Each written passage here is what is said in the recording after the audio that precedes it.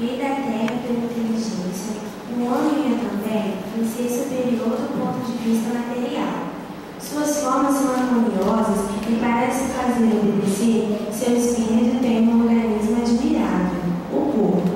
A cabeça do homem é alta e olha o céu, diz o Gênesis. O animal olha a terra e pela estrutura de seu corpo, a ela parece mais ligada do que do homem. Além disso, a harmonia magnífica do corpo humano não existe no animal. Vede a infinita variedade que nos distingue em um dos outros e que, entretanto, não corresponde ao seu espírito, porque animais, e entendo sua imensa maioria, têm quase todos o mesmo grau de inteligência. Assim, no animal, variedade de forma, ao contrário do homem, variedade de espírito. Tomai dois homens que tenham os mesmos gostos, aptidões e inteligência. Tomai um cão, um cavalo, um gato, uma cabra e um animais, e dificilmente notareis diferenças em sua inteligência. Assim o espírito dorme no animal. O homem brilha em todos os sentidos. Seu espírito adivinha Deus e compreende a razão de ser da perfeição. Assim, pois, o homem, a harmonia simples da forma, começa do infinito no espírito. E veja agora a superioridade do homem que domina o animal. Materialmente possui estrutura admirável e intelectualmente por suas imensas faculdades. Parece que, nos animais, aprove a Deus variar mais a forma, encerrando o espírito. Ao contrário do homem, fazendo o próprio corpo humano a manifestação material do espírito. Igualmente admirável nessas duas criações, a previdência tanto é infinita no mundo material quanto no espiritual. O homem está para o animal como a flor e todo o reino vegetal estão para a matéria bruta. Nessas pequenas linhas eu quis estabelecer o lugar que deve ocupar o animal na escala da perfeição.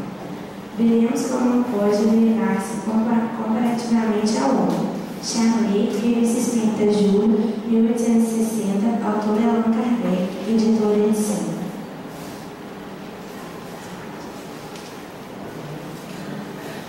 Vamos fazer a prece.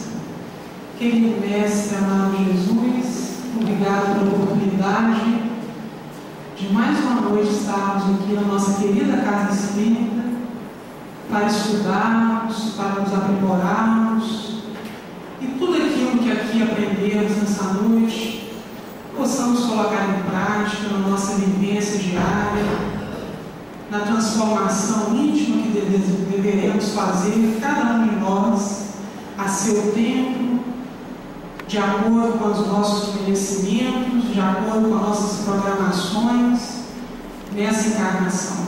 Obrigado, Mestre, pelo nosso amigo Eduardo, que aqui está para fazer o estudo da noite, que a espiritualidade amiga, nossos benfeitores espirituais na nossa casa espírita possam estar envolvendo o palestrante, ajudando e conduzindo o estudo.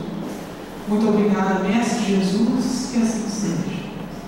Então, o Eduardo de Itaperuna, que vai falar sobre bons espíritos, no capítulo 17, Sejam Perfeitos.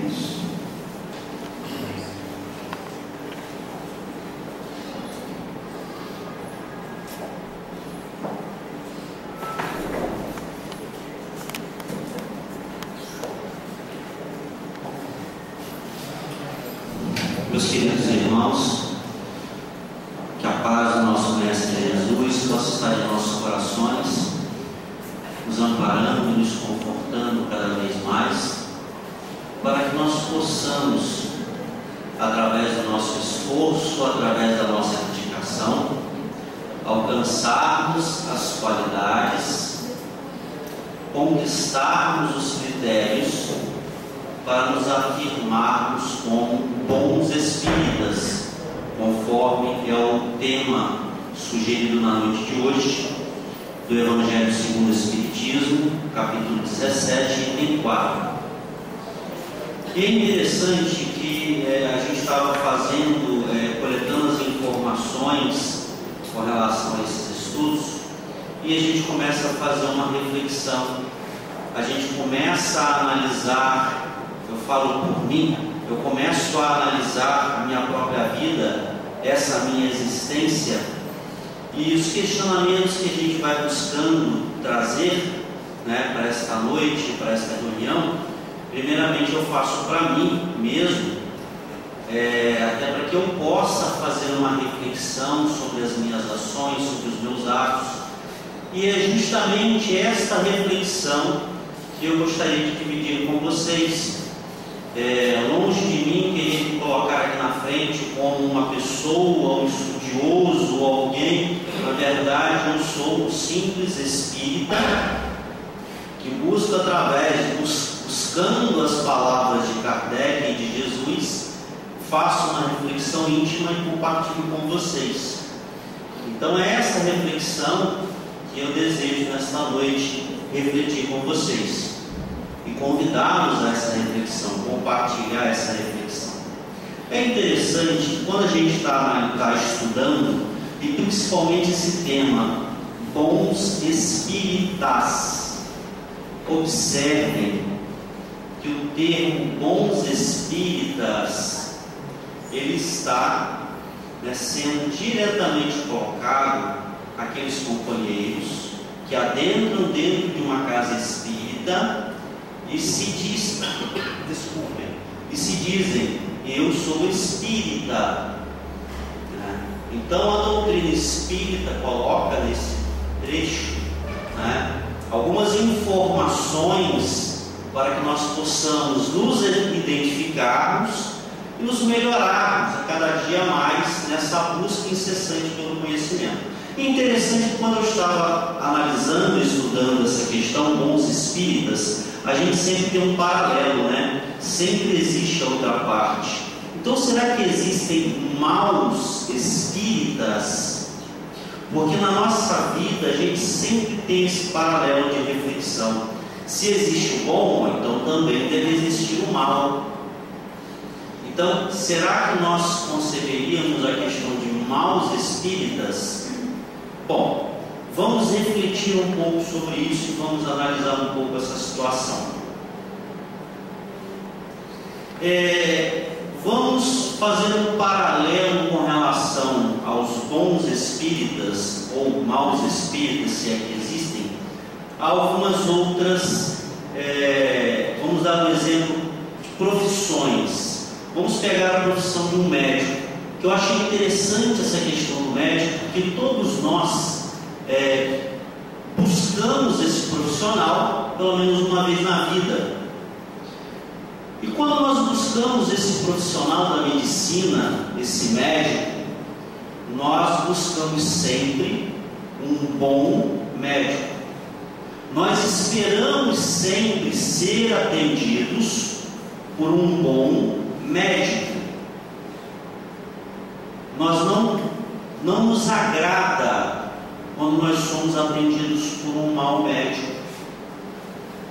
Então nós desejamos ser atendidos por profissionais da medicina bons. E quais seriam essas características desse profissional da medicina? Um bom médico seria aquela pessoa atenciosa, seria aquela pessoa que busca compreender o que estamos passando, aquela pessoa que busca nos aconselhar na melhor maneira, indicar o melhor medicamento ou o melhor remédio para curar as nossas enfermidades.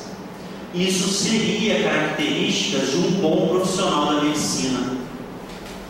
E um mau profissional da medicina? Infelizmente, nós encontramos alguns profissionais desses que não encaram a profissão de médicos com tanta seriedade. Existem aqueles que não dão a atenção devida ao paciente.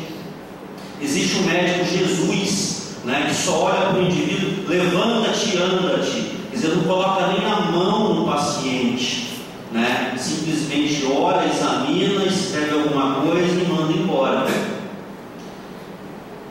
Da mesma forma, quando nós identificamos bons médicos, com essas características de bons médicos, eles tiveram algum esforço para alcançar essa condição de bom profissional. Uma dessas condições primordiais é conhecer a medicina, estudar a medicina. Um bom médico, ele tem que saber medicina, ele tem que conhecer a fundo os detalhes da profissão que ele exerce. Bom, e quando nós falamos de espíritas, quais seriam as características que me tornariam um bom espírita? Se para um médico é primordial que ele conheça a sua profissão, que ele conheça os detalhes do artífice pelo qual ele exerce a sua profissão, o espírita deve ter como das suas características o conhecimento da doutrina espírita. Mas não basta apenas conhecer, é necessário conhecer, vivenciar, colocar em prática para si mesmo e para os outros. E é interessante, com relação a essas características do bom espírita,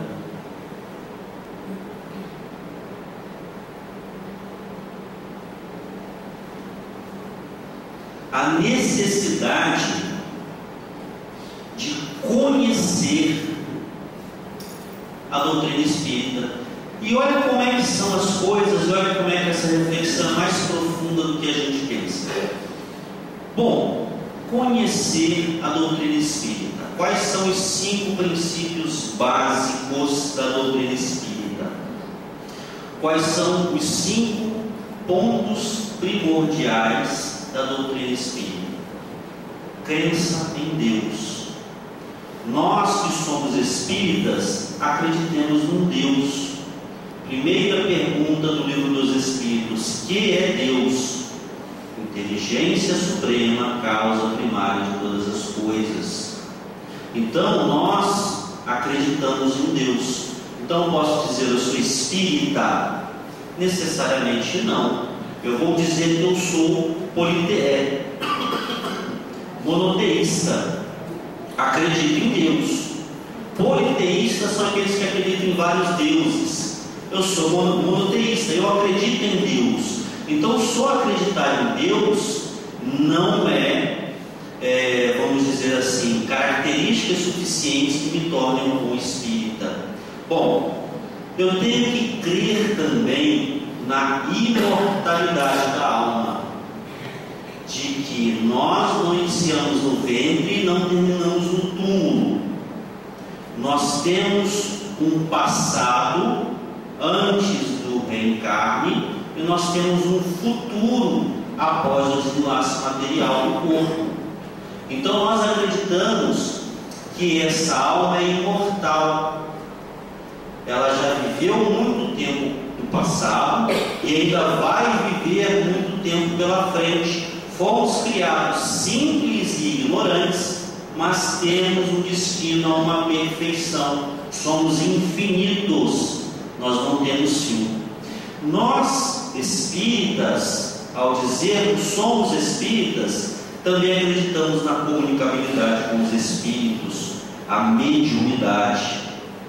Até porque, se nós não perecemos, não acabamos após a morte, se persiste algo após a morte, é mais do que lógico que esse algo possa, de alguma forma, se comunicar com os que ficam aqui, sendo que nós já convivemos durante milênios juntos.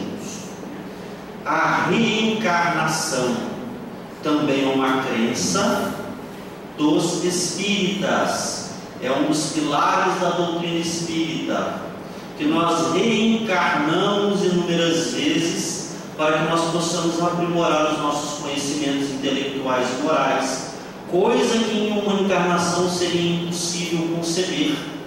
Quem aqui que já está nos seus 33 anos consegue fazer exatamente tudo aquilo que Jesus fez. Eu não consigo, olha que eu já estou com 39. Então, como seria possível, numa única existência, eu conseguir me equiparar ao guia e modelo da humanidade?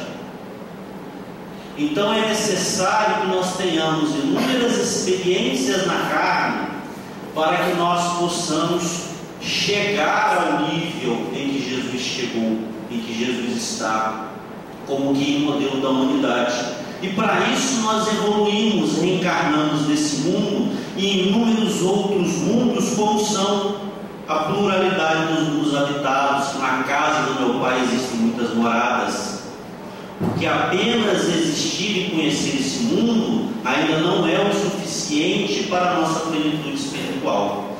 Então, esses são os 5 pilares da doutrina espírita. E para sermos espíritas, nos dizermos bons espíritas, precisamos não só acreditar, mas colocar em prática esses ensinamentos. E quando a gente analisa o nosso dia a dia, quando a gente analisa as nossas ações, principalmente nos detalhes, a gente percebe que muitas das vezes nós que nos dizemos espíritas, damos aquela escorregadinha, principalmente nesses conceitos. Vamos analisá-los? Que figura é essa que está ali? É Deus.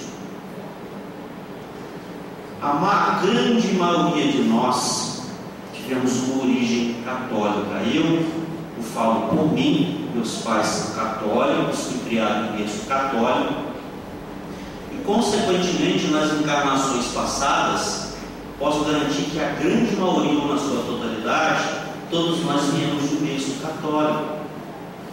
Porque a doutrina, a religião católica, ela tem uma influência, e tinha uma influência séculos passados muito grande. Então começava a jogar em nossas mentes determinadas ideias, determinados conceitos que muitas das vezes ficam arraigados conosco até hoje.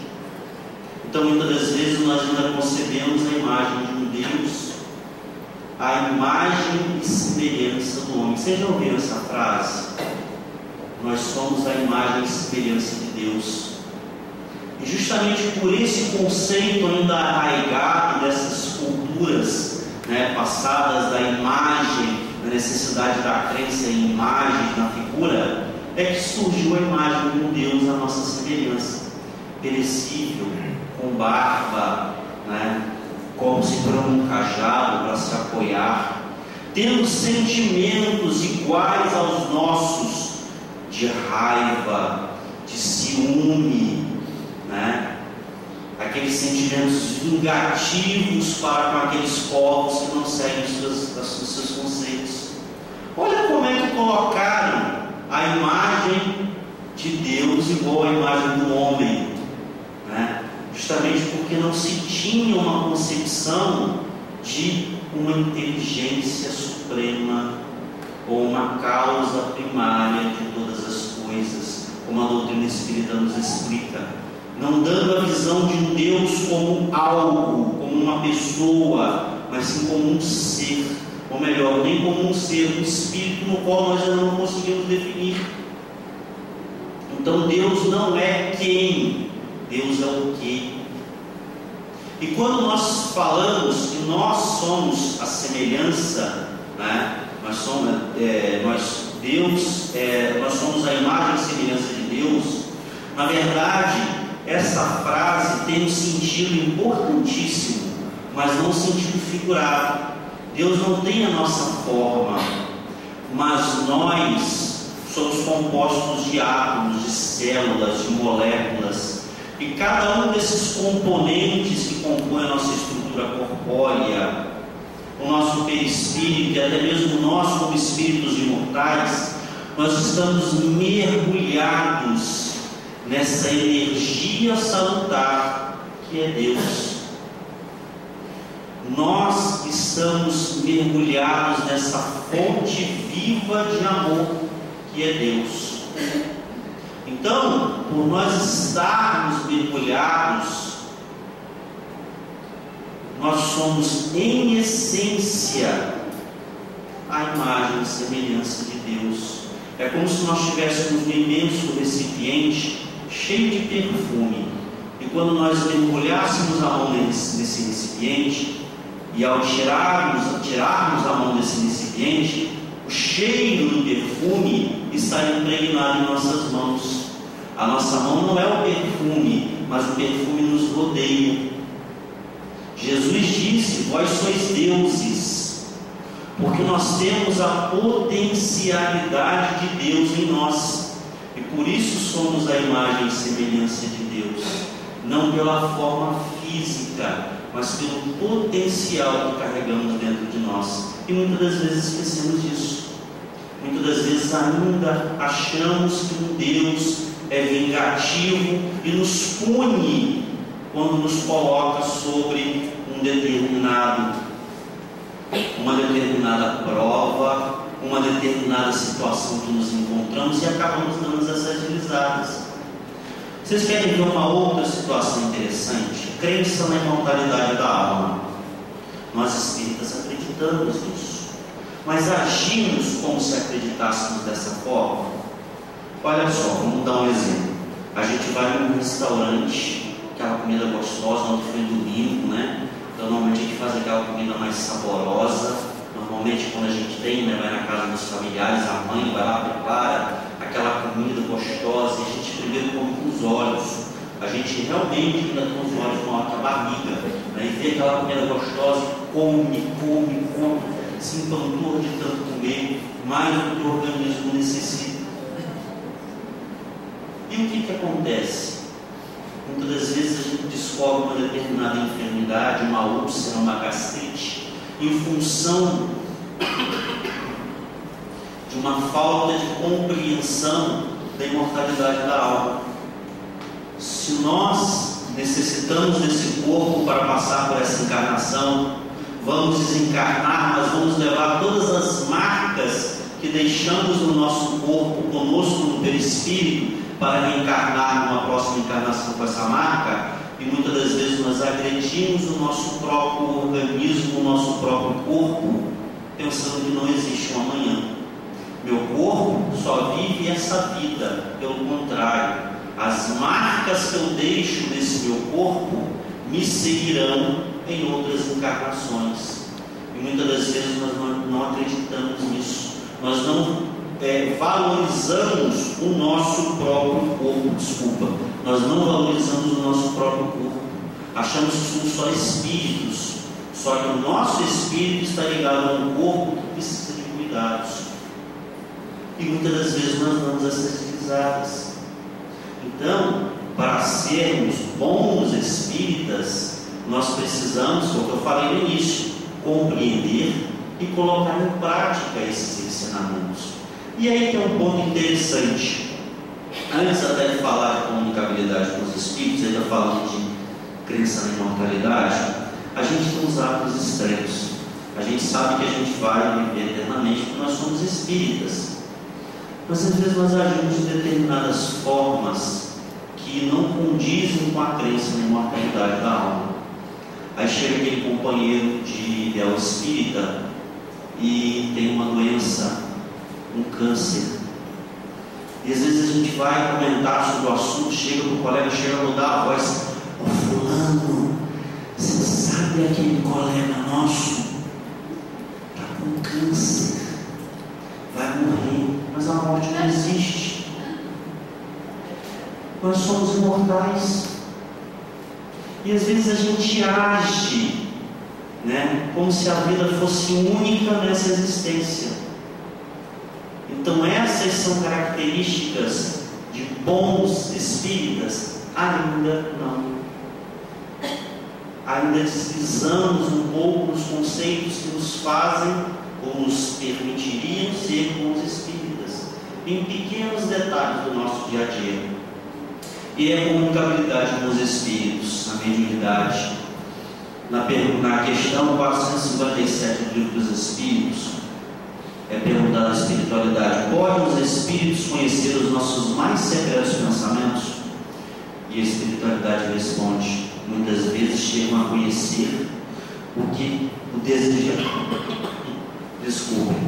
desejarás ocultar de vós mesmos, nem atos nem pensamentos lhes podem dissimular. Às vezes tem aquele sentimento que nós temos, né? Mas nós somos espíritos, não podemos mostrar isso para ninguém. Então a gente vai lá e guarda no nosso porão. O que é o porão? É aquela parte da nossa casa que a gente só guarda coisa velha, coisa ultrapassada, coisa que não nos serve, mas a gente guarda. Em vez de jogar aquilo fora, a gente guarda, né? E são justamente aqueles pensamentos íntimos, né? Porque todo mundo sabe que espírita, nenhum espírita fala mal dos outros, mas pensa. Aí fala assim: poxa, eu estou pensando, então ninguém está sabendo o que eu estou fazendo. Olha o que a espiritualidade nos fala. Ninguém está escutando o meu pensamento. Eu estou pensando mal, não estou falando mal, porque espírita não pode falar mal, mas pode pensar mal dos outros. E muitas das vezes nós agimos assim, falo por mim, tá, pessoal? A gente dá um relapso na nossa mente e lá vai a gente com um pensamentozinho negativo para o outro companheiro. E a gente pensa: não, mas ninguém está vendo, ninguém está escutando o que eu estou pensando. Pelo contrário, é uma nuvem de companheiros que nós pensamos, compartilhando o nosso pensamento. A Rita Curi costumava falar muito isso, né? O espírito, ele é muito caridoso, ele caridosamente fala mal dos seus companheiros, porque é uma realidade. Às vezes a gente se pega no erro da palavra, né? Não compreendemos que em torno de nós existe uma gama de espíritos que muitas das vezes, compartilhando com aquelas ideias, começam a nos intuir cada vez mais para essas ações. Olha que eu só falei 3 dos 5 tópicos da doutrina espírita. E é interessante a gente fazer essa reflexão, né, sobre esses 5 tópicos, como que muitas das vezes a gente dá uma escorregada, e é justamente essa escorregada que nos impede de adquirirmos condições hoje de sermos considerados bons espíritas. E aí algo interessante: a doutrina espírita, ela é uma nova religião. A doutrina espírita, ela nos traz algum conceito novo. A doutrina espírita, ela nos traz alguma moral nova. A resposta é não. A doutrina espírita, ela não é uma religião nova. Ela não é um conceito novo.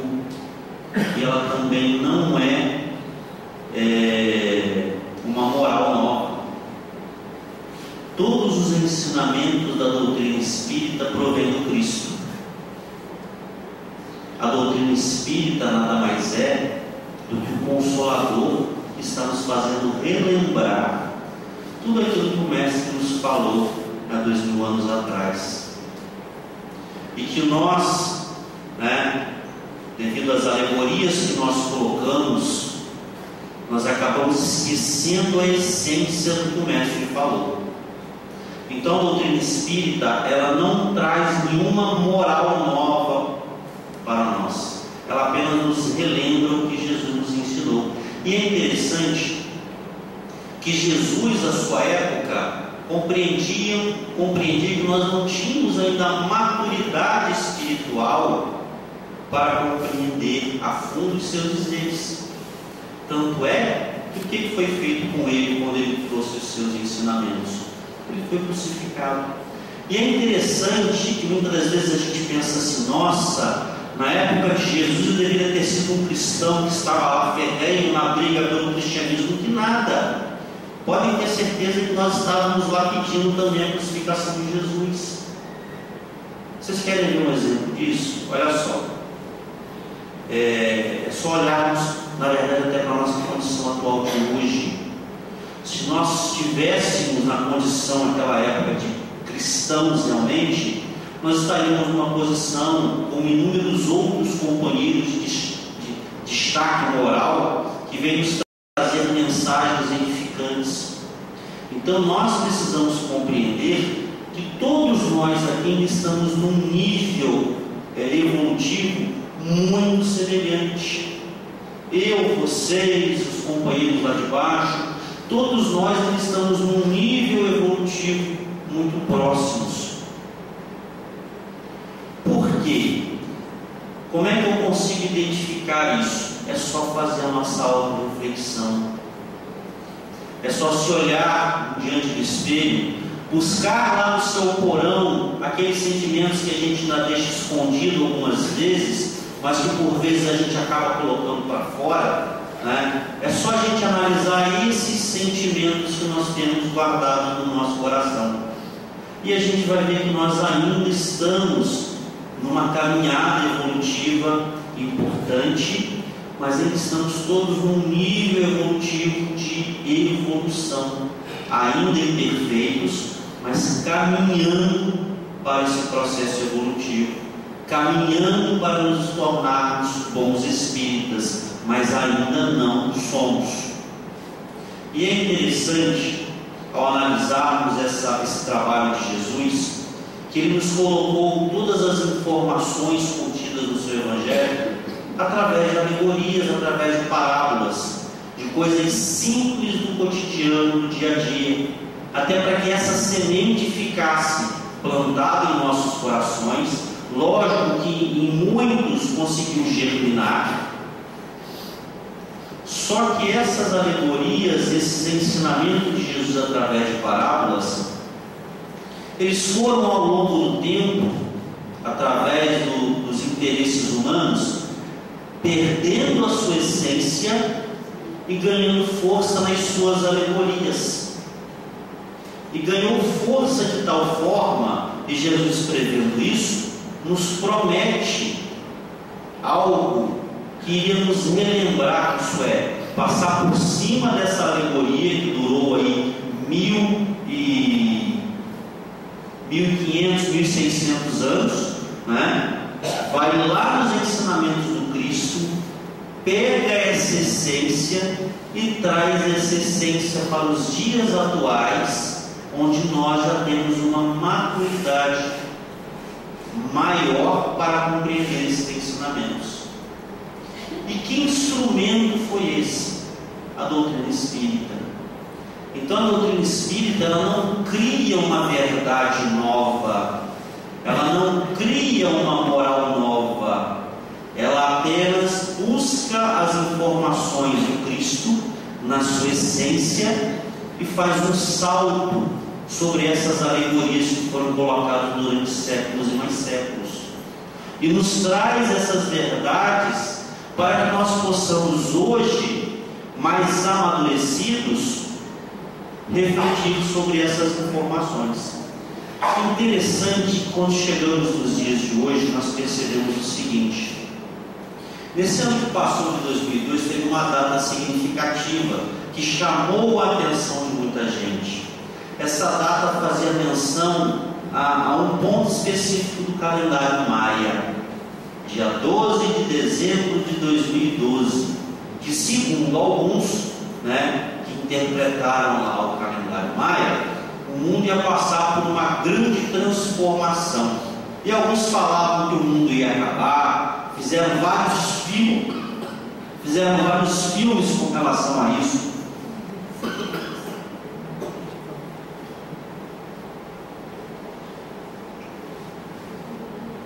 Desculpem, gente, a garganta da tosse está atrapalhando um bocadinho, mas não vai interferir em nada não. Então fizeram lá toda aquela imagem de que o mundo iria passar por uma transformação, e aquelas mentes mais equivocadas achavam que essa transformação seria o fim, Nosso mundo iria acabar, iria tudo perecer, quando na verdade nós compreendemos que a transformação, ela existe, e ela realmente está acontecendo, não numa data específica, mas num período específico. E essa transformação, o que é? É é um conflito na nossa própria consciência, chamado reforma íntima. Até algumas décadas atrás, nós ouvimos em grande escala falar sobre guerras, conflitos entre nações. Está até no Evangelho de João, evangelista, no Apocalipse: nação se levantará contra a nação. Só que de algum tempo para cá, devido à nossa maturidade espiritual, esse conflito não é mais entre nações. Isso é um conflito íntimo, é um conflito que nós estamos fazendo dentro de nós mesmos. É essa mesma transformação lá que os maias, provavelmente médiuns, estavam se referindo, nesse período pelo qual nós estamos passando. É a transformação íntima que nos faz cada vez mais brigar por esse conflito de tirarmos esses sentimentos equivocados que nós colocamos no nosso porão e jogá-los para fora, em vez de guardá-los e escondê-los na nossa mente. É o conflito justamente dos chamados que estão sendo feitos às nossas consciências, aos nossos corações, para buscarmos uma melhoria cada vez melhor,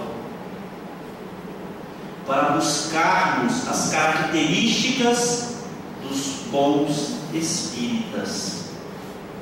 E é justamente esse conflito, nesse período que surge, em que nós, mais amadurecidos emocionalmente, espiritualmente e intelectualmente, que vem a doutrina espírita nos dar essa base, não trazendo uma moral nova, mas lembrando a moral do Cristo, não sendo uma religião nova, mas trazer os ensinamentos de uma religião única, cristã, a religião da bondade, do amor ao próximo, da fraternidade.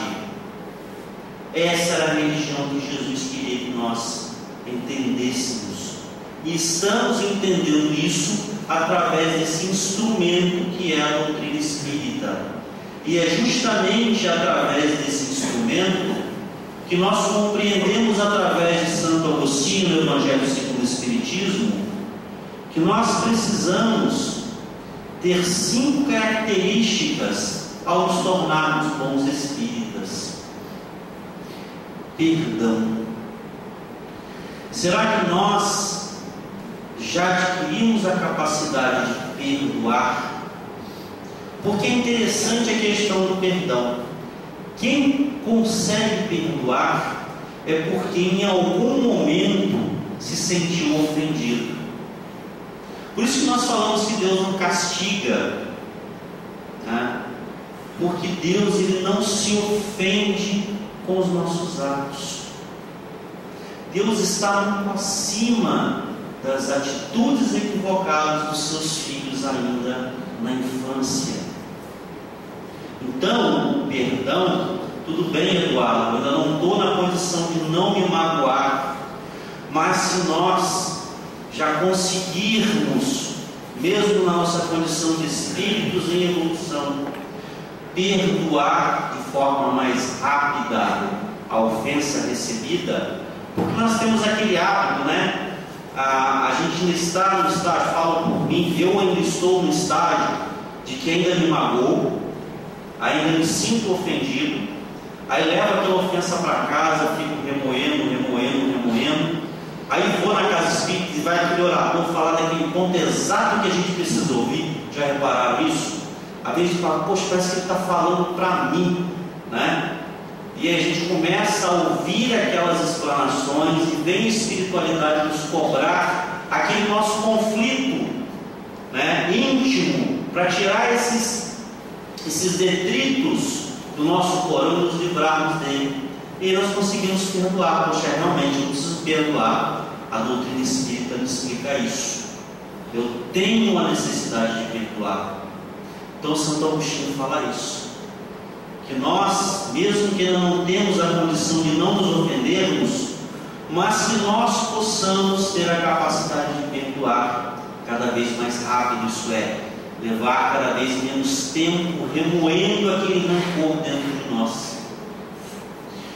Benevolência, sermos benévolos para com os outros, compadecermos da situação em que um companheiro se encontra, não é ter pena, coitadinho, porque nós entendemos que ninguém passa por uma provação sem uma finalidade existencial, mas sim nos compadecermos daquela pessoa, compreendermos o seu sofrimento e buscarmos através do nosso conhecimento da imortalidade da alma, da reencarnação, de que temos um Deus justo, infinitamente bom e justo, onipotente, onipresente, do outro lado, mas que não recarrega o computador. Isso é a gente que tem que fazer, tá, gente? Então Deus, ele tem todas as suas características, mas a gente tem que carregar o computador, senão não funciona. E nós muitas vezes ainda questionamos esses conceitos através dos nossos atos. Indulgência, sermos indulgentes para com o próximo. Abnegação, né? Que é negar a si mesmo, em função do próximo. E devotamento, devotar-se a alguma coisa. E às vezes, como é difícil. A gente tem aquela reunião do seu para ir no domingo de manhã, às 9 horas da manhã, e às vezes é o dia que você tem para dormir até mais tarde, bate aquela preguiça, ou então o estudo no centro, no final do capítulo da novela das 8. Eu não posso largar a minha novela para ir no estudo da casa espírita. Devotamento, sermos devotados àquilo que acreditamos. Então, através dessas cinco características, ao alcançarmos essas 5 características, com certeza nós seremos bons espíritas, coisa que nós ainda não alcançamos. A doutrina espírita, ela tem na sua parte moral um alicerce que nos dá uma base para conseguir passar por uma existência sem os rancores que nós trazemos conosco, com a percepção de um Deus bom e infinitamente justo,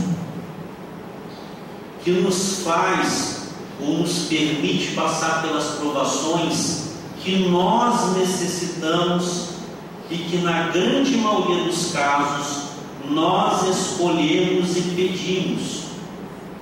Então é interessante como a doutrina espírita desperta em nós essa questão moral, de que eu necessito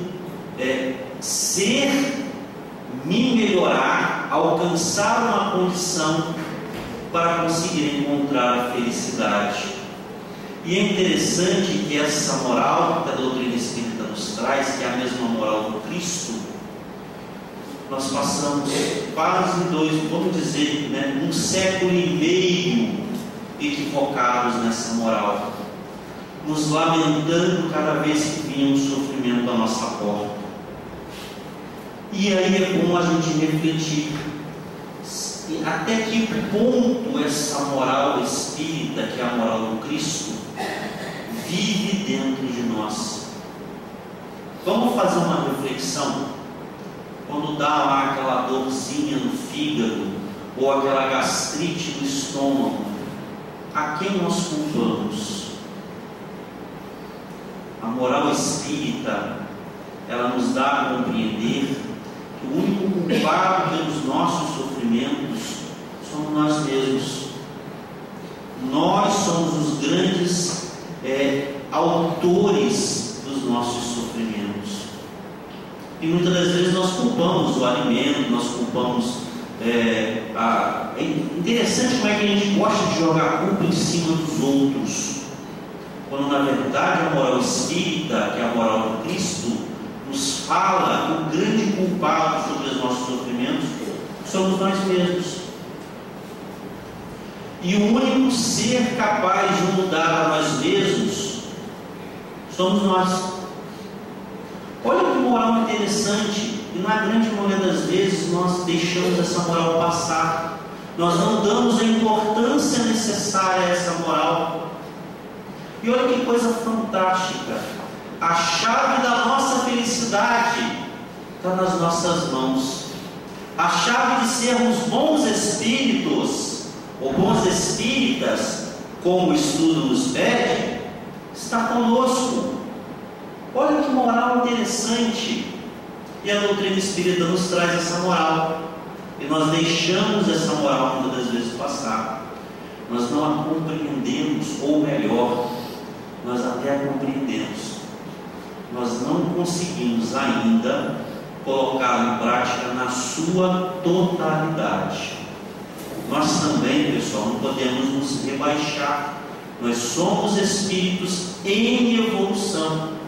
Temos inúmeros defeitos, mas já conseguimos algumas qualidades. Por que isso? Porque nossa consciência já nos cobra isso.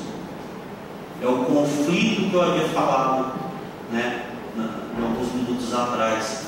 Esse conflito já nos cobra essa melhoria constante para que nós possamos melhorar. E aqui eu coloquei o ciclo do bom espírita. E observem que esse ciclo ele não para, ele é contínuo. Isso tem uma lógica, é claro. Existe o despertar. Quando nós despertamos, muitos de nós despertamos de que forma? O pessoal falava muito isso, ainda fala, Ou vem para a casa espírita através de dois meios. Ou vem pelo amor, ou vem pela dor. E quantos de nós não fomos despertados pela dor? Mas que bom que a dor veio, porque a dor é uma alavanca para o progresso do mundo. A gente está lá acolhido, acomodado, e vem aquela dor, e o que a gente faz? Ai meu Deus, me ajuda, a gente já busca Deus. A gente já busca a casa espírita para tomar água fluida, para tomar o passe, e a gente acaba se embalando naquela atmosfera, e aí é a oportunidade que chega o nosso conflito. Então nós despertamos muitas das vezes na dor. E ao nos envolvermos naquele ambiente da casa espírita, nós passamos a ter um comprometimento com aquele ensinamento. Nós compreendemos, e passamos a ter um comprometimento. Poxa, a novela não é tão importante quanto o ambiente da casa espírita. Então eu vou deixar a novela de lado e eu vou à casa espírita. Isso é um comprometimento. E aí vem a necessidade da disciplina, que é a colocação desse comprometimento no dia a dia. Existem os espíritas que só são espíritas na casa espírita. Outro dia eu estava numa fila de colégio, fazendo a matrícula da minha filha. E à frente alguns companheiros espíritas. Por que são espíritas? Que frequentavam a casa espírita. E ao chegar lá na hora da matrícula, eu ficar de longe, mas espírita é danado, ele está aqui, mas bota o ouvido lá na frente para escutar, E assim, sem querer, eu acabei ouvindo, sem querer, lógico, sem querer. A companheira lá falou: religião dos seus filhos, católica. Eu cá para mim, eu fiquei quieto, é o direito da pessoa, Mas nós devemos ser espíritas na nossa vida. E gente, ser espírita hoje está na moda, eu sou espírita, está na fila do banco. Qual a sua religião? Eu sou espírita. É mesmo, que legal. As pessoas têm interesse em conhecer a doutrina espírita. Até porque muitos desses conceitos da doutrina espírita já estão enraizados a nós há muito tempo, porque a reencarnação já é desde a época de Jesus, ou muito antes de Jesus. Esse conceito da reencarnação é aceito há muito tempo. E a gente pega aquele companheiro, né, protestante, aquele companheiro de fé professada, né, aquele companheiro que frequenta, e nós devemos respeitar a todos eles. E muitas das vezes a gente pega aquele companheiro, às vezes acontece uma situação, não, isso aí só na próxima encarnação. E eu às vezes pego essas situações, lógico, eu não vou questionar aquilo com o companheiro, até para não constrangê-lo. Mas às vezes um companheiro de uma outra religião se pega falando detalhes de reencarnação. Nessa vida eu não aprendo mais isso. Quer dizer o quê? Só na próxima. Então é necessária disciplina. E ao trabalharmos esses conceitos, nós adquirimos a maturidade. E aí me lembro uma passagem de Sócrates: tudo que sei é que quando eu mais sei, eu nada sei. Quando a gente acha que já conhece a doutrina espírita, a gente percebe o quanto que ainda falta para a gente conhecer.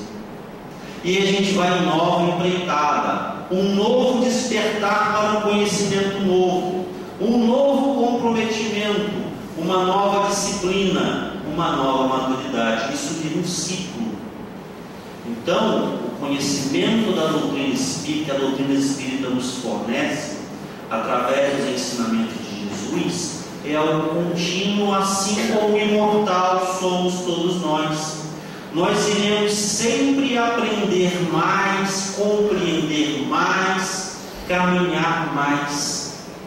Esse é o ciclo do bom espírita. E aí no Evangelho segundo o Espiritismo, capítulo 17, item 4, a espiritualidade nos dá essa definição dos bons espíritas. Aqui, lógico, é um trecho, não vou colocar tudo, senão não vai dar para a gente terminar.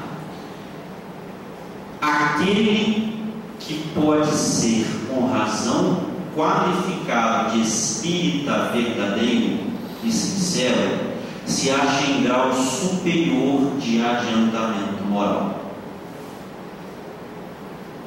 O espírito que nele domina de modo mais completo a matéria, dá-lhe uma percepção mais clara do futuro. Os princípios da doutrina lhe fazem vibrar as fibras que no outro se conservam inertes.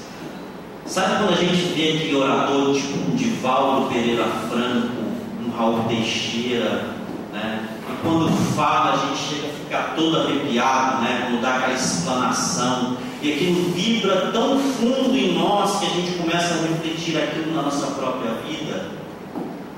Significa que nós já estamos no caminho certo para nos tornarmos bons cristãos. Mas quando nós procuramos colocar aquela sintonia, aquela vibração em ação através dos nossos atos, em suma, é tocado no coração pelo que inabalável se lhe torna a fé. Um é qual música que alguns acordes bastam para comover, ao passo que outros apenas ouvem sons. Então aqueles companheiros que ainda não conseguiram esse despertar, e que lógico, cada um tem o seu período, né?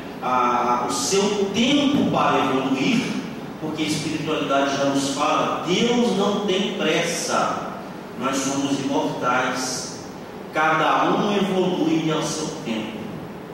Então, quando nós já conseguirmos, né, ter no nosso coração, vibrar as partes mais íntimas das nossas fibras com a doutrina espírita, principalmente ao realizar aquilo que a doutrina espírita nos faz lembrar, aí sim estaremos sendo verdadeiros espíritas.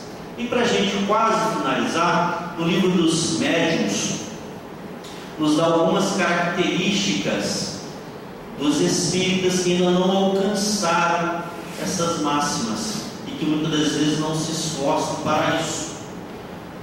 Os que no Espiritismo veem mais do que fatos, compreendem a parte filosófica, admiram a moral daí decorrente, mas não a praticam. Insignificante ou nula é a influência que lhes exerce nos caracteres. Em nada alteram seus hábitos e não se privariam de um só gozo que fosse.